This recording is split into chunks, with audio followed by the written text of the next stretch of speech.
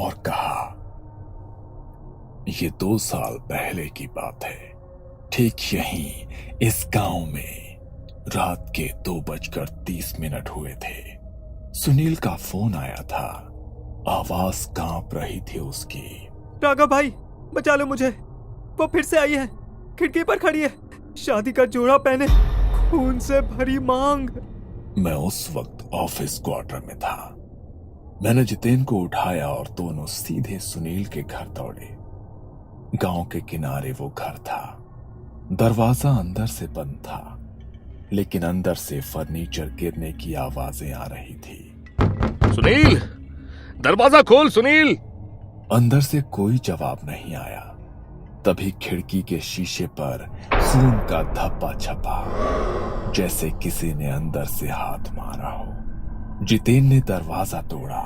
अंदर का नजारा देखकर उनकी रूह कांप उठी। सुनील छत से उल्टा लटका हुआ था। उसकी गर्दन पर शादी के जोड़े का लाल दुपट्टा बंधा था और दीवार पर बड़े बड़े अक्षरों में खून से लिखा था, मैं वापस आऊंगी। राघव के शब्द गले में अटक गए। कमरे में बैठी अन्विता के माथे से पसीना टपक रहा था। क्या पुलिस ने कुछ बताया? राघव ने धीरे से सिर हिलाया। नहीं, पोस्टमार्टम में किसी आत्महत्या का सबूत नहीं मिला। न रस्सी का निशान, न कोई दवा, न कोई जहर। तब से ये गांव बदल गया है राघव। लोग कहते हैं कि रेखा की अधूरी आत्मा हर साल लौटती है, और तभी लौटती है जब गांव में कोई शादी होने वाली होती है। अरे तुमने उसका नाम क्यों लिया? पागल हो क्या? अरे जितेन, ये गांव उस नाम से भी डरता है, क्योंकि उसकी मौत के बाद से जब भी गांव में शादी होती है, दूल्हा मंडप तक नहीं पहुंच पाता। क्या मतलब? 3 साल में 3 दूल्हे गायब हो चुके हैं। सबकी मौत अलग अलग तरीके से हुई है, लेकिन एक बात कॉमन है। मंडप के पहले वो लाल जोड़े वाली औरत तीनों को दिखी थी। रघुनाथ काका ने उस रात की पूरी सच्चाई बताई। 3 साल पहले की बात है। रेखा गांव की सबसे खूबसूरत लड़की थी। उसका रिश्ता शहर के लड़के अभिषेक से तय हुआ था। अभिषेक के घर वाले पहले तो बहुत खुश थे, लेकिन शादी से ठीक पहले उन्हें कहीं और से ज्यादा दहेज का वादा मिला। शादी की सुबह जब सभी तैयारियां पूरी हो चुकी थी, बारात आने की जगह संदेश आया, हम ये शादी नहीं कर सकते। पूरा गांव दहल गया। रेखा दुल्हन के जोड़े में सज धज कर अकेली मंडप में बैठी रही। घंटों बीत गए, पर बारात नहीं आई। लोग ताने मारने लगे। देखा, इसे सबको ठुकराने का शौक था। लड़की कितनी भी सुंदर हो, अगर किस्मत खराब हो तो सब व्यर्थ है। रेखा का दिल चूर चूर हो गया। उसके बाद गांव के लोगों ने उसे चैन से जीने नहीं दिया। लड़के मंडली में बैठकर उसका मजाक उड़ाते। अरे रेखा, अकेली कहाँ घूम रही है? चल मैं तुझे घुमाता हूँ, मेरी गाड़ी में बैठ जा। कुछ लोग उस पर गंदी नजर डालते। अब तो कोई तुझे अपनाएगा भी नहीं, किसी काम की ही नहीं रही। पर तू चाहे तो मैं तुझे रख लेता हूँ, तू मेरे काम की चीज है। गांव की औरतें भी उसे ताने देते। जब वो रास्ते से गुजरती तो कुछ कहते, हे भगवान, सुबह सुबह ये कलमुही क्यों दिख गई? अब पूरा दिन खराब हो गया। ये वाक्य उसके कानों में रोज गूंजता। परिवार का सहारा भी नहीं मिला। बाप शराब में डूब गया। माँ बीमार होकर बिस्तर पर पड़ गई। भाई गांव से बाहर जाकर काम करने लगा और धीरे धीरे घर आना बंद कर दिया। रेखा अकेली पड़ गई। गांव के लोग उसे अपशगुनी कहने लगे।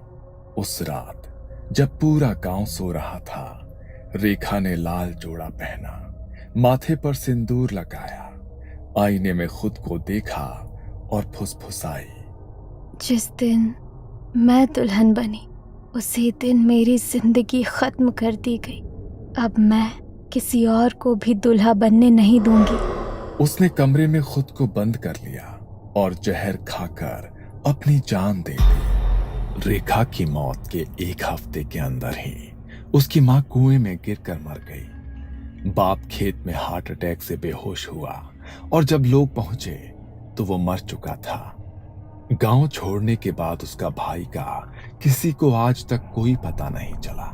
अभिषेक ने दूसरी लड़की से शादी कर ली थी, लेकिन शादी के 2 महीने बाद उसकी पत्नी घर की छत से फिसलकर गिरकर मर गई। अभिषेक के माँ बाप का कार एक्सीडेंट हो गया, उसी में उनकी मौत हो गई। अभिषेक खुद तीसरे महीने गांव लौटते समय लापता हो गया। उसकी लाश नदी किनारे मिली। गर्दन पर कुछ कसकर बांधने के निशान थे, जैसे किसी ने उसका गला घोंटा हो या फांसी दे दी हो। रघुनाथ काका ने ठंडी सांस ली और सबकी आंखों में देखते हुए कहा, रेखा ने खुद की जान नहीं दी थी, उसने बदला लिया था और अब वो हर दूल्हे को वही सजा देती है जो उसे मिली थी। सुनील की मौत के बाद पूरे गांव पर जैसे कोई पाप का साया छा गया था।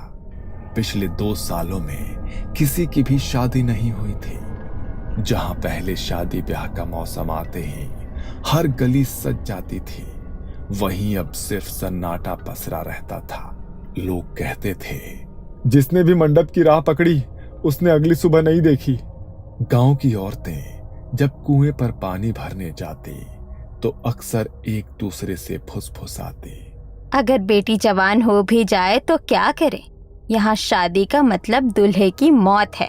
गांव के बुजुर्ग कहने लगे थे कि इस गांव की बेटियों की शादी अब बाहर ही करनी होगी। लेकिन इसी डर के बीच अचानक से एक खबर फैली, रिया की शादी तय हो गई है। रिया गांव के चौधरी हरिनाथ की इकलौती बेटी थी, पढ़ी लिखी, समझदार और बेहद ही खूबसूरत। उसकी सगाई अर्जुन से हुई थी। अर्जुन पास के कस्बे में इंजीनियर था, पढ़ा लिखा, आधुनिक सोच वाला और किसी भी अंधविश्वास पर भरोसा नहीं करने वाला। गांव वालों को हैरानी थी कि क्या अर्जुन और उसका परिवार सच में उस श्राप की कहानी से अनजान थे या फिर जानबूझकर उसे नजरअंदाज कर रहे थे। शादी की तारीख नजदीक आती जा रही थी। राघव, रघुनाथ काका और पंडित कैलाश बार बार चौधरी हरिनाथ को समझा रहे कि इस लड़की की शादी मत कराओ जब तक उस आत्मा का श्राप शांत न हो जाए। लेकिन हरिनाथ का कहना था कि अर्जुन और उसका परिवार इन बातों पर विश्वास नहीं करते और वो शादी नहीं रोकना चाहते। ये सब अंधविश्वास है, भूत प्रेत कुछ नहीं होता है। मैं रिया से शादी करूंगा किसी भी कीमत पर। उसकी बातें सुनकर राघव का खून खौल उठता है। उसे याद था कि सुनील की मौत की रात उसने अपनी आंखों से क्या देखा था। वो औरत लाल जोड़े में, खून से भरी मांग, आधा चेहरा जला हुआ और हाथ में दुपट्टे की कसकर बंधी गांठ। राघव जानता था कि गांव के लोग चाहे चुप रहें, लेकिन रेखा की आत्मा अभी भी वही है और वो किसी भी दूल्हे को आसानी से मंडप तक नहीं पहुंचने देगी। शादी से 1 दिन पहले की शाम थी। गांव के चौधरी हरिनाथ के घर बारात की तैयारियां जोरों पर थी। आंगन में रंगोली बनी थी, दीवारों पर लाइट्स टंगी थी, पूरा घर सजा हुआ था। अर्जुन को उसी शाम शादी का लाल जोड़ा देने के लिए रिया के घर जाना था। अर्जुन के पिता सूर्य कुमार उसके साथ चलने को तैयार होते हैं। अर्जुन बेटा, इतना अंधेरा हो गया है, अकेले मत जाओ, मैं भी साथ चलता हूँ। अर्जुन ने मुस्कुराकर उनकी बात टाल दी। चिंता मत करिए पापा, बस आधे घंटे की बात है, बाइक से जाऊंगा, जोड़ा दे दूंगा और लौट आऊंगा। आप यहीं शादी की तैयारी देखिए। सूर्य कुमार मान तो गए, लेकिन हल्दी वाली शाम अर्जुन को अकेले भेजने का उनका मन नहीं कर रहा था। अर्जुन बाहर आया, अपनी पुरानी बाइक पर बैठा और किक मारी, पर बाइक स्टार्ट नहीं हुई। उसने बार बार कोशिश की, पर इंजन खामोश।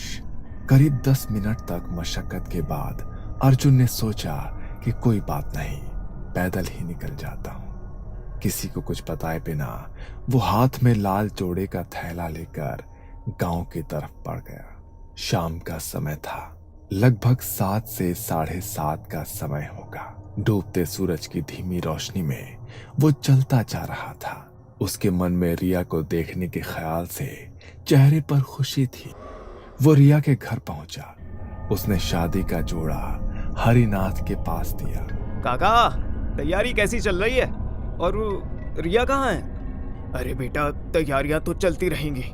तुम अकेले आए हो, तुम्हारे साथ कोई नहीं आया? पिताजी आ रहे थे, मैंने ही मना कर दिया। शादी की तैयारी भी देखनी है। वो मैं बाइक से आने ही वाला था। काफी देर तक कोशिश की, बाइक स्टार्ट नहीं हो रही थी, इसीलिए चलकर ही आ गया। अच्छा, रिया ऊपर है, उसकी मेहंदी चल रही है। क्या तुम्हें कुछ बात करनी है?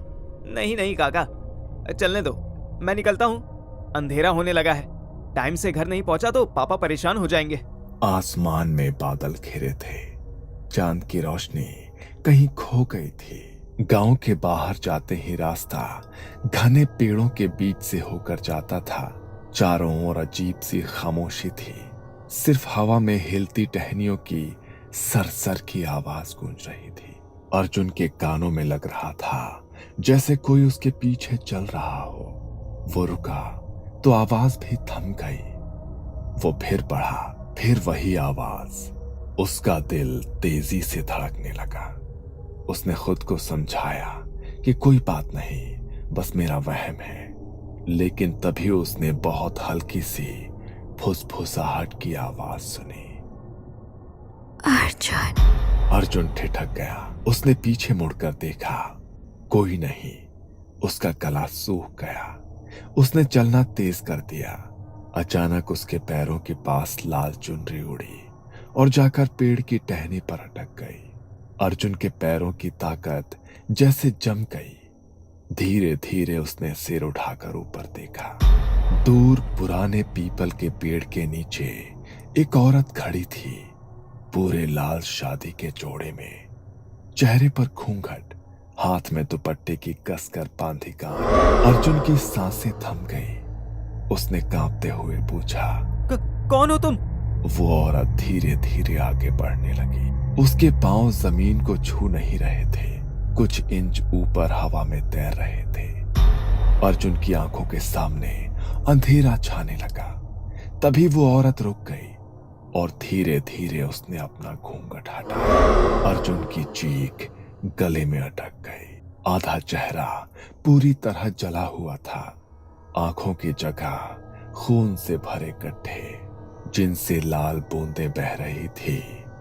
उसके होंठ फटे हुए थे, पर उनसे स्पष्ट आवाज निकली, कल तू मंडप तक नहीं पहुंचेगा।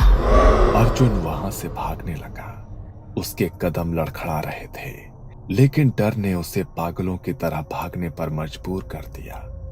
पीछे से ठक ठक की आवाज आ रही थी, जैसे कोई हवा में कूद कूद कर दौड़ रहा हो। अचानक उसे लगा जैसे उसकी गर्दन पर कुछ कस गया हो। उसने हाथ डाला। दुपट्टा, लाल दुपट्टा उसकी गर्दन के चारों ओर लिपटा था और धीरे धीरे कसता जा रहा था। वो किसी तरह घर पहुंच गया। पिछवाड़े से अंदर घुसा और दरवाजा जोर से बंद कर दिया। तभी बाहर से दस्तक होने लगी। फिर अचानक सन्नाटा। अर्जुन दीवार से टिककर जमीन पर बैठ गया। उसका शरीर पसीने से भीगा हुआ था। अर्जुन ने घर पर यह बात किसी से नहीं बताई। वो चाहता था कि किसी को डर ना लगे। लेकिन जैसे ही कमरे में गया, उसे गर्दन पर जलन महसूस हुई। उसने आईने में देखा, उसकी गर्दन पर दुपट्टे से कसने के गहरे लाल निशान पड़ गए थे। उसकी आंखों में दहशत साफ झलक रही थी, पर उसने खुद से बुदबुदाया, नहीं, ये सब मेरा वहम है। कल शादी है, कुछ नहीं होगा। लेकिन अर्जुन नहीं जानता था, रेखा की आत्मा लौट आई थी और उसकी अगली शिकार की तैयारी पूरी हो चुकी थी। अर्जुन की रात नींद में नहीं, बल्कि डर और सोच में बीती थी। आईने में दिखाई दे रहे दुपट्टे के गहरे निशान उसकी आंखों के सामने बार बार आ रहे थे। उसने किसी को कुछ नहीं बताया, न रिया को, ना अपने पिता सूर्य कुमार को। उसके दिमाग में बस एक ही ख्याल था कि अगर मैंने सबको बताया तो लोग हंसेंगे, कहेंगे जिसने सबके सामने भूत को अंधविश्वास कहा वही अब डर रहा है। लेकिन उसे ये नहीं पता था कि उसकी ये चुप्पी उसकी सबसे बड़ी गलती बनने वाली थी। शादी शाम को थी। पूरा गांव रिया के घर आया था। मंडप सुनहरी झालरों और फूलों से सजाया गया था। ढोलक और शहनाई की आवाज गूंज रही थी, लेकिन फिर भी माहौल भारी था। लोग खुश दिखने की कोशिश कर रहे थे, पर हर कोई रिया की शादी को लेकर अंदर ही अंदर डरा हुआ था। लोगों की नजरें बार बार आसमान की तरफ जाती और सभी बस यही सोचते कि आज की रात कोई अनहोनी ना हो जाए भगवान। अर्जुन और उसका परिवार रिया के घर पहुंच गए। उसका चेहरा पीला पड़ चुका था। उसके माथे पर पसीना चमक रहा था। राघव, जितेन और पंडित कैलाश लगातार मंडप के चारों ओर घूम घूम कर मंत्र पढ़ रहे थे। पंडित कैलाश ने राघव से धीमी आवाज में कहा, आज रात कुछ अजीब लग रहा है राघव। हवा भारी हो चुकी है, मंत्रों को भी पढ़ने में भारीपन लग रहा है। राघव ने ठंडी सांस ली। अगर रेखा की आत्मा सच में लौट आई तो इसे रोकना मुश्किल होगा पंडित जी। जितेन पास ही खड़ा था। उसने धीरे से कहा, अर्जुन को बता देना चाहिए सब कुछ, वो नहीं जानता है कैसे बचना है। राघव ने सिर हिलाया। अब देर हो चुकी है। अगर आत्मा ने ठान लिया है तो कोई रोक नहीं सकता। शाम ढल चुकी थी। चारों तरफ दियों की रोशनी, हंसी खुशी की गीत, शहनाई की मधुर तान, सब कुछ दिखावे का था। अंदर से हर किसी के मन में सिर्फ रेखा का खौफ था। अर्जुन मंडप में बैठा था। पंडित ने शादी के श्लोक पढ़ना शुरू किए। चारों तरफ स्वाहा की गूंज सुनाई दी। हवन की आग की लपटें ऊंची उठ रही थी। अचानक एक ठंडी हवा का झोंका आया और आग कांप उठी। फूल हवा में उड़ने लगे। अर्जुन का दिल जोर से धड़कने लगा। उसे लगा कि जैसे कोई पीछे खड़ा है। वो पीछे मुड़ने ही वाला था कि एक तेज हवा का झोंका आया और सारी लाइटें बुझ गई। मंडप पूरी तरह से अंधेरे में डूब गया। महिलाओं की चीखें गूंज उठी। बच्चे रोने लगे। फिर एक औरत की तेज हंसी गूंजी।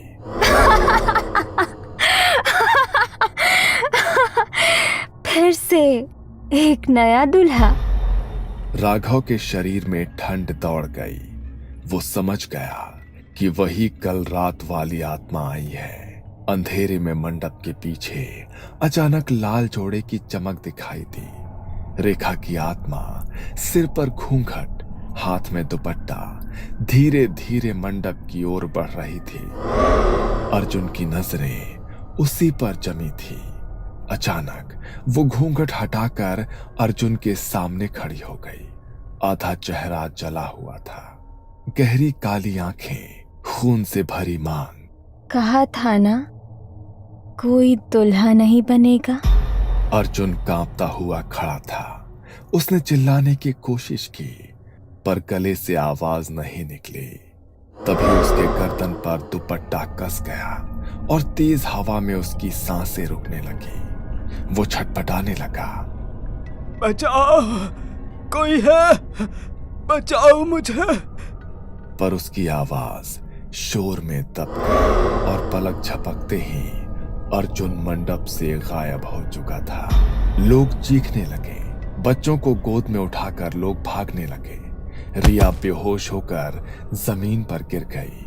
राघव, जितेन और पंडित कैलाश दौड़ते हुए बाहर पहुंचे, पर वहां कोई नहीं था। बस हवा में गूंज थी। मैं अगले दूल्हे के लिए लौटूंगी। सुबह के 5 बजे थे। गांव के किनारे तालाब के पास भीड़ लगी थी। पानी की सतह पर अर्जुन की लाश तैर रही थी। चेहरा पीला और आंखें पूरी तरह से खुली हुई, मानो मरते वक्त उसने कुछ देखा था, बहुत भयानक। राघव और जितेन दौड़ते हुए पहुंचे। लोग फुसफुसा रहे थे। फिर वही हुआ, रेखा की आत्मा एक और दूल्हा ले गई।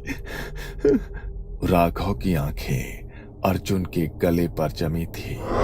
दुपट्टे की कसकर बंधी गांठ और सीने पर खून से लिखा था, मैं वापस आऊंगी। रिया का रो रो कर बुरा हाल था।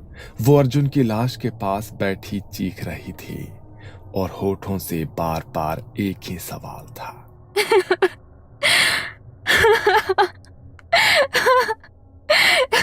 क्यों हर बार दूल्हा ही क्यों मरता है? रिया के पिता चौधरी हरिनाथ पूरी तरह टूट चुके थे। उन्होंने भीड़ के बीच बैठते हुए सिर्फ इतना कहा, अब बस, अब इस गांव में कोई शादी नहीं होगी। अर्जुन की मौत के बाद कनकपुर की गलियों में फिर वही खामोशी छा गई। लोग अपने बच्चों की शादियां गांव से बाहर करने लगे। लेकिन राघव, जितेन और पंडित कैलाश ने हार नहीं मानी। उन्होंने तय किया कि उन्हें रेखा की आत्मा का सामना करना ही होगा। तीनों ने दूर दूर तक खोज की और आखिरकार एक तांत्रिक शिवा तक पहुंचे। काले कपड़े, जटाजूट, गले में अस्थियों की माला, उसकी आंखें अंगारों जैसी लाल थी। शिवा ने उनकी सारी बातें सुनी और कहा, रेखा की आत्मा अधूरी है। उसकी आखिरी इच्छा दुल्हन बनना पूरी नहीं हुई। जब तक उसका यह अधूरापन नहीं मिटता, वो हर दूल्हे को मौत के घाट उतार कर रहे। लेकिन उसे रोका कैसे जाए? रेखा की आत्मा को शांत करने का एक ही तरीका है कि कैसे भी करके उसकी आत्मा की शादी करवानी होगी। सबसे ताजा आत्मा अर्जुन की है। उस रात गांव के बाहर घाट पर अनुष्ठान रखा गया। रात के ठीक 12 बजे चारों तरफ काली चादर सा सन्नाटा था। तालाब के किनारे 21 दिए जलाए गए। पंडित कैलाश, राघव, जितेन, रिया और तांत्रिक शिवा मौजूद थे। शिवा ने अग्निकुंड सजाया और मंत्रोच्चार शुरू किया। ओम क्षिप्रम प्रेतात्मा नाम मोक्षाय स्वाहा। धीरे धीरे हवा तेज होने लगी। दीपक की लौ एक एक कर बुझने लगी। अचानक ठंडी हवा का तेज झोंका आया और रेखा की आत्मा लाल जोड़े में प्रकट हुई। उसकी आंखों से खून की धार बह रही थी। बाल बिखरे हुए, दुपट्टा भीगा हुआ और होठों से फुसफुसाहट। मुझे मंडप में अकेला छोड़ दिया। अब कोई दूल्हा नहीं बनेगा। तभी शिवा ने ऊंची आवाज में मंत्र बोला, रेखा, अर्जुन की आत्मा को स्वीकार करो। तुम्हारा अधूरा बंधन आज पूरा होगा। अग्नि में आहुति डालते ही अचानक अर्जुन की आत्मा प्रकट हुई। सफेद कपड़ों में, खाली आंखें, लेकिन चेहरे पर शांति। रेखा की आत्मा उसकी तरफ मुड़ी। पहले चीखी और फिर धीरे धीरे रोने लगी। अर्जुन, अब कोई दुल्हन नहीं बनेगी।